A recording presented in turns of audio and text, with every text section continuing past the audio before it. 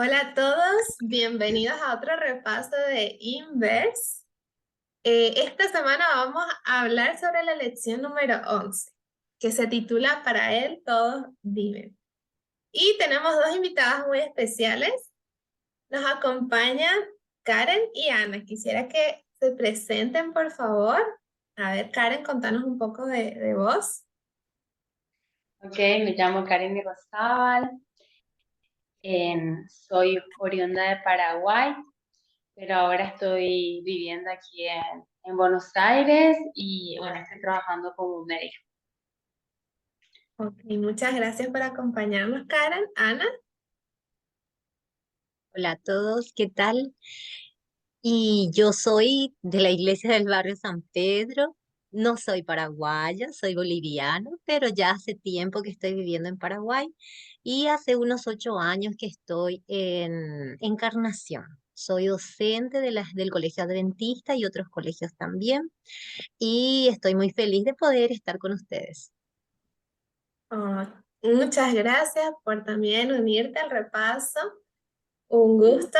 Y bueno, realmente va a ser un placer poder compartir en este repaso las enseñanzas, digamos, que encontramos en el texto bíblico clave para esta semana. Pero antes vamos a pedir la dirección de Dios para que Él nos dirija en este estudio. Oremos. Padre nuestro que estás en los cielos. Señor, muchas gracias por tu gracia, por tu misericordia, por tu amor y por tu palabra, de la cual sacamos muchas joyas, enseñanzas para nosotros. Gracias porque tenemos al Espíritu Santo que nos guía. Queremos pedirte que sea el Espíritu Santo el que guíe este repaso, que podamos realmente entender mejor el tema de la resurrección y que por sobre todo, Señor, tu verdad sea enaltecida, que podamos sacar lecciones prácticas y que esto sea, Señor, una gran bendición para muchos jóvenes y todas las personas que van a estar escuchando. Pedimos tu dirección, sabiendo, Señor, que de ti viene toda la sabiduría. Gracias por escuchar nuestra oración. Pedimos y agradecemos todo en el nombre de Jesús. Amén. Muy bien, entonces vamos a empezar leyendo el texto clave que está en Lucas 20, 27 al 40 vamos a leer. Ok, el versículo dice así, la pregunta sobre la resurrección. Acercándose entonces a algunos de los saucedos, los cuales sostienen que no hay resurrección, le preguntaron, diciendo, Maestro, Moisés nos escribió, si el hermano de alguno muere teniendo mujer y no deja hijos, que su hermano la tome por esposa y levante descendencia a su hermano. Hubo pues 7 hermanos, y el primero tomó esposa y murió sin hijos, y la tomó el segundo, el cual también murió sin hijos. La tomó el tercero, y así todos los 7, y murieron sin dejar descendencia. Por último murió también la mujer. En la resurrección, pues, ¿de cuál de ellos será mujer, ya que los 7 la tuvieron por mujer? Y Jesús les dijo, los hijos de este siglo se casan y se dan en casamiento, pero los que sean tenidos por dignos de alcanzar aquel siglo y la resurrección de entre los muertos, si se casan ni se dan en casamiento, porque tampoco pueden ya morir, pues son como ángeles y son hijos de Dios al ser hijos de la resurrección. Pero que los muertos resucitan, aún Moisés lo enseñó en el pasaje de la zarza, cuando llama al Señor Dios de Abraham, Dios de Isaac y Dios de Jacob, porque Dios no es Dios de muertos, sino Dios de vivos, pues para Él todos viven. Respondiéndole, pues, de los escribas dijeron, Maestro, bien has dicho, y ya no se atrevían a preguntarle nada. Ok, para tener un poquito algo de contexto, es interesante que justo en esta ocasión dos grupos importantes de personas estaban buscando, digamos, encontrar el error en las enseñanzas de Jesús. Un grupo son los fariseos y otro grupo son los saduceos. Antes los fariseos le estaban preguntando sobre el tributo al César y Jesús responde realmente con mucha sabiduría y luego entra en escena los saduceos. Pero ahora la pregunta es, ¿quiénes son los saduceos, no? ¿Quién es este grupo que le pregunta específicamente sobre la resurrección de los muertos? Y no sé si ustedes notaron que es una historia un poco medio que, no sé qué palabra usar, pero así muy fabricada, ¿no? Una mujer que se casa con un hombre que tiene 7 hermanos, o sea que son 7. Uno muere y después ella se casa con el siguiente. El hombre, el otro hombre muere y así hasta llegar al último hermano. No sé si realmente eso, o sea, puede ocurrir en la vida real, pero vemos que o sea, se nota que es como una trampa para saber, o sea, qué Jesús va a responder. Pero primero podríamos preguntarnos, ¿no? O sea, ¿por qué este grupo de personas, los saduceos, no creían en la resurrección de los muertos? Cosa que sí creían los fariseos. Y, por ejemplo, en Hechos 4, versículo 2, dice que los saduceos, ¿no? Resentidos que enseñaran al pueblo y anunciaran en Jesús la resurrección de entre los muertos, le echaron mano y los pusieron en la cárcel. Habla como los saduceos estaban persiguiendo a los cristianos en ese momento porque enseñaban sobre la resurrección de los muertos. Y vemos que los saduceos tienen, digamos, algo en contra de esa enseñanza. ¿Por qué ellos no creían en la resurrección de los muertos? Primero, porque ellos pensaban que no era algo lógico en el mundo natural. O sea, una vez que un organismo muere, no vuelve a la vida. No veían, digamos, nada en el mundo natural que mostrase que sí había resurrección, que había vida después de la muerte. Y también porque para ellos no había ni una evidencia en el Pentateuco que mostrara que hay resurrección después de la muerte. Entonces, ellos era una de las cosas que los diferenciaban de los fariseos y que los hacía pelear bastante. Entonces vemos que los fariseos por un lado intentando atacar a Jesús y ahora los saduceos. Pero Jesús es realmente dirigido por el Espíritu Santo y contesta, ¿no? De una forma muy interesante. Exactamente. Y ahí vemos, ¿no? Que cómo respondió Jesús, digamos, a eso. Exactamente. Justamente eso lo podemos encontrar también en Mateo 22-29. Y me gusta mucho la respuesta que Jesús les da, porque le hace ver a los saduceos dos aspectos que ellos no estaban tomando en cuenta. Él dice así, Jesús contestó, ustedes están equivocados. Ustedes ni saben lo que dice la Biblia ni conocen el poder de Dios. Así dice en una versión, pero en otra versión se utiliza la palabra, en vez de decir ni saben lo que dice, ¿verdad? Es como dice, como decirles, ustedes ignoran lo que dicen las escrituras. Ustedes no están conociendo lo que dicen las escrituras. Y el segundo aspecto es, ustedes no conocen el poder de Dios, porque eso era lo que ellos estaban dejando de lado, que Dios es todopoderoso. Y la respuesta que Jesús les da me gusta porque él no les acusó así como le acusó en algunas ocasiones a los fariseos, ya que varias veces a los fariseos le había acusado de hipocresía, sino que a los saduceos él les respondió mostrándoles su error. Ah, Ya que les dice, les habla acerca de la resurrección, de que ellos no están tomando en cuenta de cómo Dios ve más allá. Después de la resurrección, cuando Jesús venga, los hombres y las mujeres van a ser como ángeles. Y para mostrarles también, ya que ellos eran tan estudiosos de la Torá, ¿verdad? Y ya Ujú. que con ese ejemplo de la Torá, donde dice de que si un hombre se casa con una mujer y no tiene descendencia, tiene que casarse con el hermano, es una obligación para que tenga descendencia. Entonces Jesús le muestra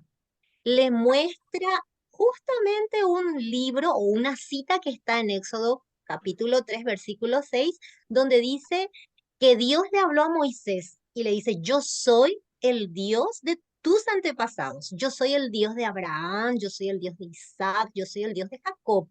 Y cuando Dios le dice eso a Moisés, él...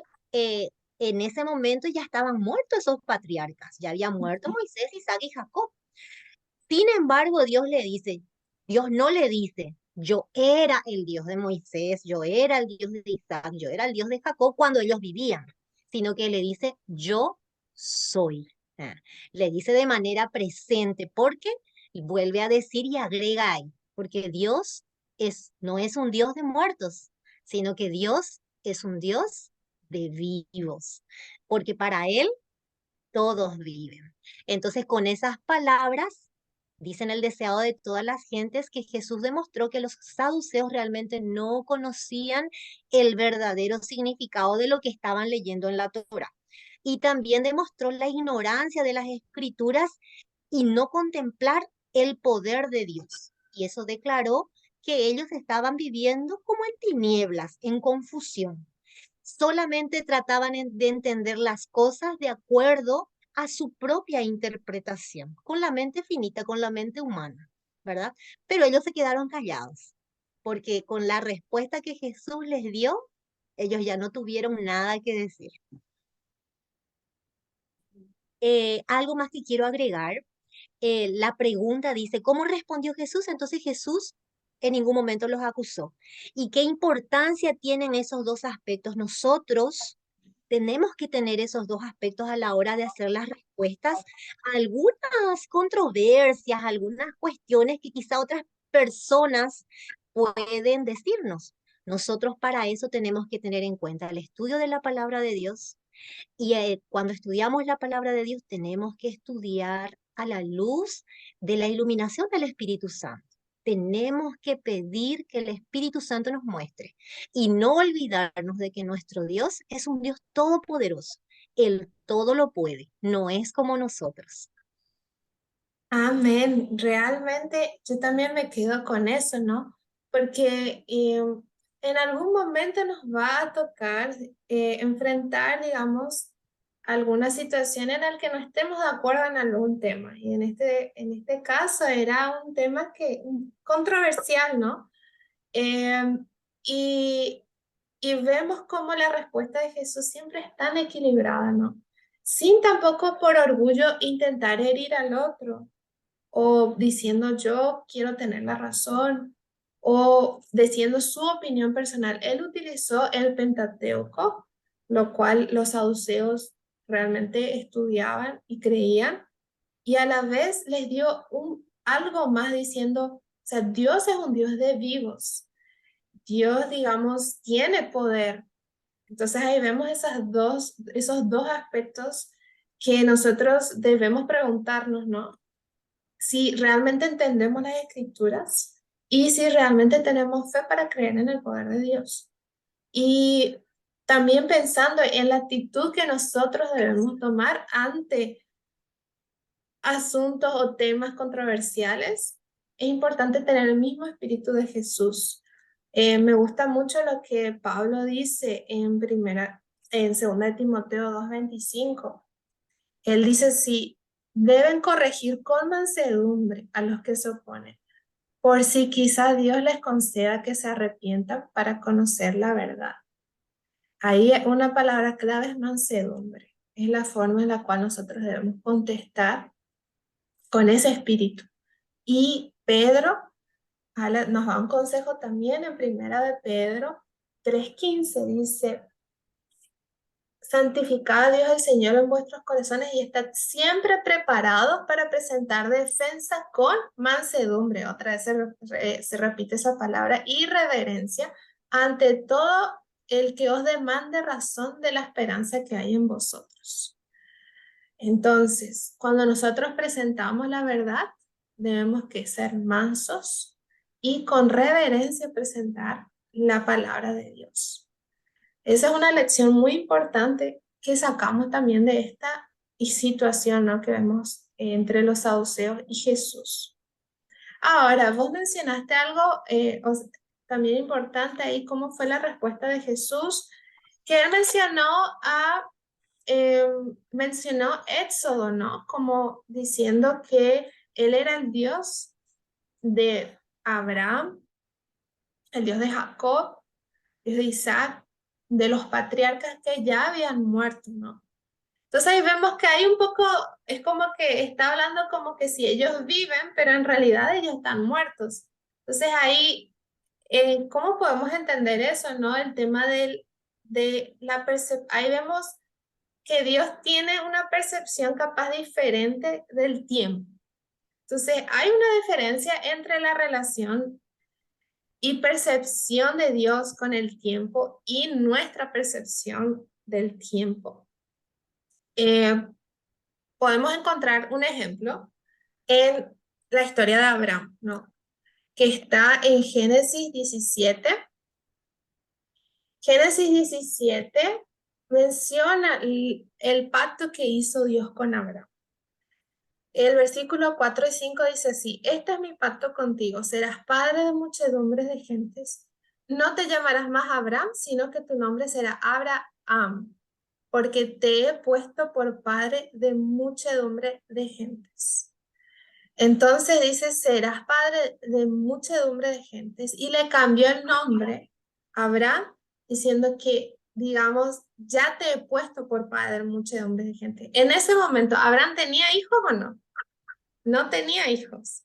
Entonces, pero para Dios, eso ya se había cumplido, una promesa que ya era como que si ya se cumplió, ¿no? En el tiempo. Y Pablo en Romanos 4, versículo 17, menciona también sobre Abraham. Dice así: como está escrito, te he puesto por padre de muchas naciones, y lo es delante de Dios, a quien creyó, el cual da vida a los muertos y llama las cosas que no son como si fueran. Qué interesante lo que dice Pablo, ¿no? Dios da vida a los muertos y llama las cosas que no son como si fueran. Entonces acá vemos, ¿no? Dios percibe el tiempo de una forma mucho mayor de lo que nosotros vemos. Nuestra visión es más finita, nosotros vivimos el presente, pero Dios ya sabe, digamos, el pasado, el presente y sabe el futuro, y Él considera el futuro como algo que ya se cumplió para Él. Y otro ejemplo que vemos es el de Jesús, que se menciona como el Cordero Inmolado. En Apocalipsis 13:8 podemos leer Apocalipsis 13:8, que dice: la adoración, la adoraron todos los habitantes de la tierra, cuyos nombres no estaban escritos. Perdón, este es, 13:8 eh, arriba. sí, desde el principio del mundo en el libro de la vida del Cordero que fue inmolado. Entonces habla que desde el principio del mundo en el libro de la vida, el Cordero que fue inmolado. Es como diciendo, desde que se creó el mundo, Cristo ya era el Cordero inmolado. Dios ya sabía lo que iba a acontecer y ya designó a Cristo como nuestro Salvador. Y para Él eso iba a pasar. Entonces era algo que se iba a cumplir. Entonces vemos cómo eso también dio esperanza a Adán y a Eva cuando pecaron, ¿no? En Génesis 3:15, que se habla de la primera promesa. Y ahí vemos que para Dios eso ya, como iría a acontecer, ya era algo seguro, ¿no? Y tenemos otro ejemplo también.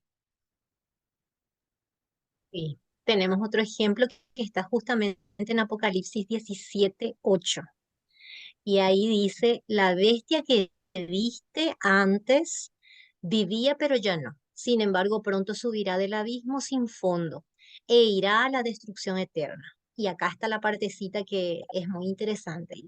Y aquellos cuyos nombres no fueron escritos en el libro de la vida desde antes de la fundación del mundo, se asombrarán al ver la reaparición de la bestia que había muerto. O sea que nosotros con este versículo podemos notar que nuevamente aquí el ángel está mostrando a Juan, ¿verdad? Le está diciendo ya hace muchos años atrás, ¿verdad? A nuestros tiempos, le está mostrando de que los nombres de aquellos que no iban a ser salvos ya estaban escritos en el libro, o sea, no estaban escritos en el libro de la vida desde antes de la fundación del mundo. O sea, eso nos hace razonar a nosotros de que nuestros nombres de aquellos que sí creemos en Dios ya estaban escritos también desde antes de la fundación del mundo. Para mí personalmente este versículo, cuando yo llegué a entender, realmente fue muy conmovedor para mí. Realmente me emocioné al pensar de que Dios ya tenía escrito mi nombre, ya está escrito mi nombre en el libro de la vida mucho antes de que yo existiera. Él me conoce porque Él, para Él, el pasado y el futuro es como estar en el presente, es como que nosotros estuviésemos viviendo ahora en el presente. Para Él es tan claro, tan preciso, que no podemos refutar. Entonces, tan solo pensar de que mi nombre y el nombre de ustedes ya está escrito ahí, nosotros ya llegamos a aceptar a Jesús, comprendemos la palabra de Dios, tiene que ser algo emocionante para nosotros, porque nuestro Dios es un Padre eterno. Él sabe que nosotros como hijos fieles vamos un día a estar con Él y Él ya se goza, ya es feliz porque sabe que nosotros vamos a continuar en este camino, por más que sea difícil, nosotros vamos a llegar hasta la meta que deseamos, que es resucitar con Cristo cuando Él venga. Entonces, Dios desde el principio ya sabía quiénes, ya sabe quiénes van a ser salvos. Pero tenemos que entender también que eso no es predestinación, porque muchas veces pensamos que eso podría ser una predestinación, decir, Dios escogió, este se va a salvar y este no. Pero no es así, sino que Dios tiene lo que nosotros no tenemos, ¿verdad? Él no tiene ese límite de tiempo, él puede ver el futuro, él sabe el futuro como si fuera ahora, cosa que nosotros no podemos. Pero él ya sabe quiénes escogerán o ya le escogieron desde ahora y van a permanecer fieles con él hasta el fin. Amén. Amén.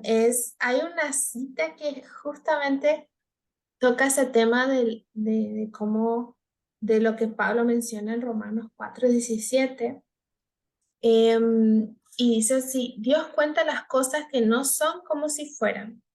Él ve el fin desde el principio y contempla el resultado de su obra como si estuviera ya terminada.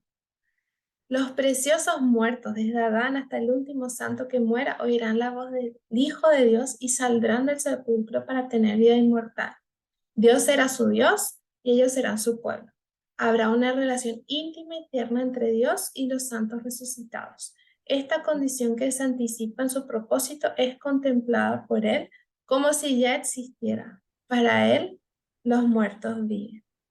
Está en el deseo de todas las gentes, capítulo 66, párrafo 571 y 572. Ahí está. Entonces, creo que quedó bastante claro cómo, cómo es la percepción de Dios respecto a nosotros y lo que va a pasar y cómo sus promesas son seguras, ¿no? Pero sabemos que en este tiempo, digamos, en el que vivimos, también hay saduceos, también hay personas que son incrédulas, ¿no? Ante, ante enseñanzas como el tema de la resurrección y otras también que se encuentran en la Biblia. ¿Cómo nosotros podemos estar seguros de que Dios resucitará a los muertos que murieron en Cristo? Ya que estamos hablando del tema de la resurrección, ¿no? ¿Hay algún ejemplo que podemos encontrar o cómo responderíamos ante esa pregunta? Y nosotros podemos encontrar esas respuestas, ¿verdad? Si es que tenemos alguna duda, podemos ver en la naturaleza que Dios creó. Por ejemplo, nosotros podemos observar, seguramente que ya observamos alguna oruga que hizo esa metamorfosis y se convirtió en una hermosa mariposa. Y también tenemos ejemplos dentro de la Biblia que hablan acerca de la resurrección, porque si nosotros creemos en Dios y creemos en su palabra, tenemos grandes evidencias acerca de la resurrección. Uno de ellos es la historia de Lázaro, cómo Jesús le resucitó a él, ¿verdad? Él en esa época tuvieron eh, la linda experiencia de poder ver una resurrección. Quizá nosotros no lo vemos, pero lo creemos por fe. Y yo creo que eso es algo muy importante. Nuestra fe tiene que estar basada en las escrituras y en el conocimiento de ella. Por eso el estudio minucioso, escudriñar las escrituras parte por parte, no conformarnos solamente con una pequeña porción o con lo que escuchamos de algunos predicadores, ya que a veces vivimos en un mundo moderno y en vez de leer nos ponemos a escuchar, sería bueno leer, marcar, subrayar, hacer anotaciones para que nosotros podamos comprender y entender realmente la Biblia. Y así nuestra fe va a estar fortalecida. Yo coincido con lo que estás diciendo. Yo creo que ahora estamos en tiempos del fin, ¿no? Y el objetivo de Satanás es engañar principalmente a los hijos de Dios, ¿no? Si Satanás hizo todo lo posible para engañar a Jesús, cuánto más a nosotros que somos seres mortales infinitos, ¿no? Y es por eso, así como vos decías, ¿no? Nuestra vida se tiene que fundar en la palabra de Dios y en la oración. Y tenemos que aprender diariamente a reclamar las promesas, ¿no? A que nuestra vida sea una vida, que nuestra vida realmente esté una intimidad más con el Señor, ¿no? Porque justamente, o sea, Satanás lo que está buscando es engañar a los escogidos de Dios, ¿no? Entonces es por eso que nosotros más que nunca tenemos que estar atentos, ¿viste? A los engaños que se están por venir porque estamos en el tiempo del fin. Así es, y van a haber cada vez más engaños. Y ahí podemos caer en lo mismo que los saduceos hicieron, en realmente confiar solo en la ciencia y basarnos solo en lo que nosotros podemos ver y probar, o también desacreditar el poder de Dios o malinterpretar las escrituras, que también era, ellos desconocían o malinterpretaban las escrituras a favor de sus creencias también. Entonces tenemos que tener cuidado de no caer en ninguno de esos errores. Y realmente la certeza, la mayor certeza que tenemos que la resurrección es algo posible, es que Cristo resucitó, ¿no? Y Él es el que realmente venció la muerte y el único que con su palabra puede vencer la muerte. Y eso yo creo que trae mucho consuelo para nosotros.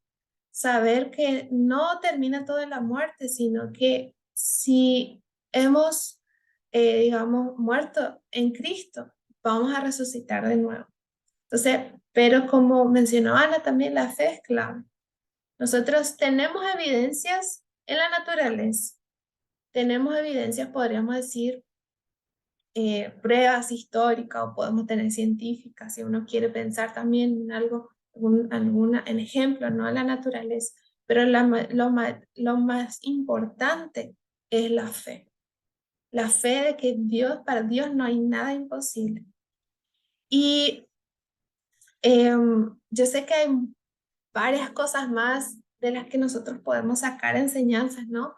Pero quisiera que terminemos em, pensando en qué es lo que aprendimos en forma práctica de esta lección y qué mensaje nosotros queremos darle a los demás, a los jóvenes, ¿no? Que están escuchando este repaso.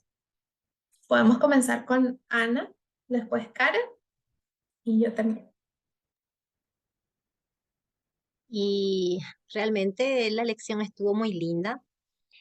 Y lo que yo podría recalcar de esta lección son justamente esos dos aspectos que mencionó Jesús. Ah, Debemos estudiar las escrituras. Debemos confiar en el poder de Dios. Son dos aspectos muy importantes para que nosotros podamos mantenernos firmes. Porque si solamente confío en Dios, pero no tengo conocimiento, recuerden que dijo Elena de White, que su pueblo se pierde por falta de conocimiento. Entonces tenemos que estudiar más.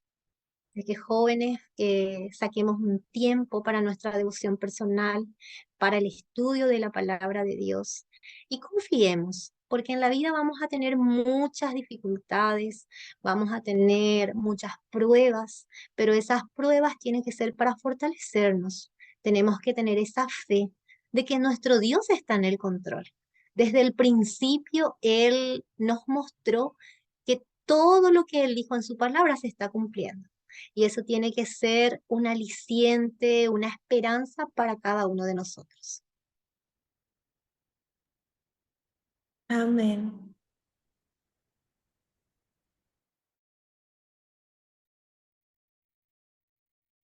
El micrófono.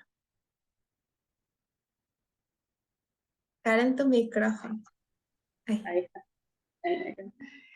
Nosotros estamos en tiempo cuando van a realmente prevalecer tribulaciones, tales como el mundo nunca ha presenciado. Inclusive Apocalipsis 12:12 dice, ay de los moderadores de la tierra y el mal, porque el diablo ha descendido a vosotros con gran furor, sabiendo que tiene poco tiempo. Pero la promesa es que Dios ha establecido límites que Satanás no puede llegar a traspasar. Y esos límites, esa barrera es nuestra mismísima fe. Entonces nosotros lo que tenemos como jóvenes que esforzarnos cada día es tratar de edificar nuestra fe, ¿no? Entonces ahí me pregunto, ¿no? ¿Mi fe está sobre la roca o sobre la arena? Entonces, tratar de que cada día, ¿no?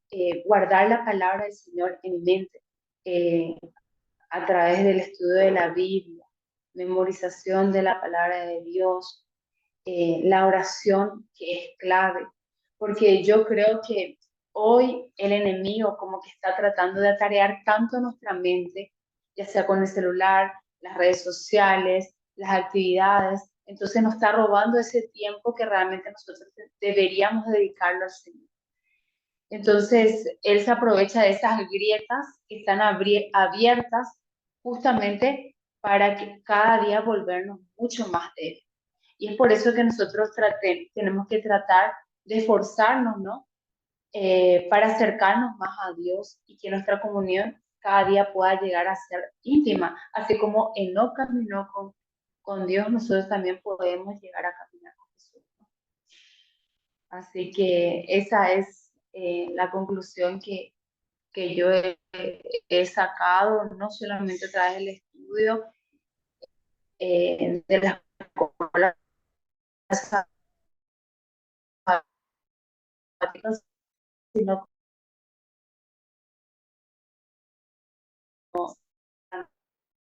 también mi vida personal. Em, Realmente, como ambas dijeron, ¿no? Vivimos en un tiempo muy especial y es importante basarnos siempre en la palabra de Dios, pero también pensar que es tan maravilloso saber que Dios conoce el principio, digamos, de todo. Él sabe cómo van a terminar las cosas. Y hay una cita que me gustó mucho, así cortita, que dice Elena en el libro La oración. Dice, si se han entregado a Dios para hacer su obra, no se preocupen por el día de mañana. Aquel a quien sirven percibe el fin desde el principio. Lo que sucederá mañana, aunque esté oculto a nuestros ojos, es claro para el ojo del Omnipotente. Y sea lo que acontezca en el futuro, sea si nosotros capaz vivamos 10 años más, 5 años más o un año más, si estamos entregados a la obra del Señor, sabemos que estamos guardados en Cristo y que el tiempo en que nosotros ahora estamos viviendo, la situación en la que nosotros estamos atravesando, a veces pensamos, ¿no?, que es muy difícil y em, que no sabemos qué va a pasar, pero no olvidemos que Dios sí sabe. Y Dios capaz en la situación, en la peor situación en la que nos encontremos, el Señor tiene un propósito y sabe el fin de eso. Entonces, estemos tranquilos, seguros y por sobre todo con esperanza de que Dios es el que maneja el tiempo y que nuestra vida está en sus manos. Entonces, no hay nada de qué temer. Entonces, ese es mi mensaje para los jóvenes, ¿no? Entreguémonos al Señor, confiemos en sus planes, en su tiempo y no temamos la muerte, sino cada día dejemos nuestra vida en sus manos, ¿no? Vamos a terminar con una oración. Quisiera pedirle a Ana que nos guíe en la oración final. Oremos. Padre nuestro que estás en los cielos, te damos gracias una vez más en este día. Agradecemos, Señor, por el gran cuidado que tienes por cada uno de nosotros. Gracias, Padre, porque sabemos que tú ya nos has escogido. Sabemos, Señor, que tú nos fortalecerás y nos ayudarás, Señor, en el camino que todavía nos queda por recorrer. Aumenta nuestra fe. Ayúdanos, Señor, a sacar tiempo para el estudio de tu palabra, a que podamos cada día tener un momento de intimidad contigo, de comunión contigo, Señor. Derrama tu Santo Espíritu en cada uno de nosotros y ayúdanos a tomar las mejores decisiones. En el nombre de Jesús te pedimos esto. Amén. Amén. Muchas gracias, chicas, y gracias también a los que escucharon el repaso. Que el Señor los bendiga. Y si quieren saber más sobre GYC, nos pueden encontrar en Facebook sobre GYC Paraguay, GYC Paraguay, o en Instagram también, GYC PY. Bendiciones a todos.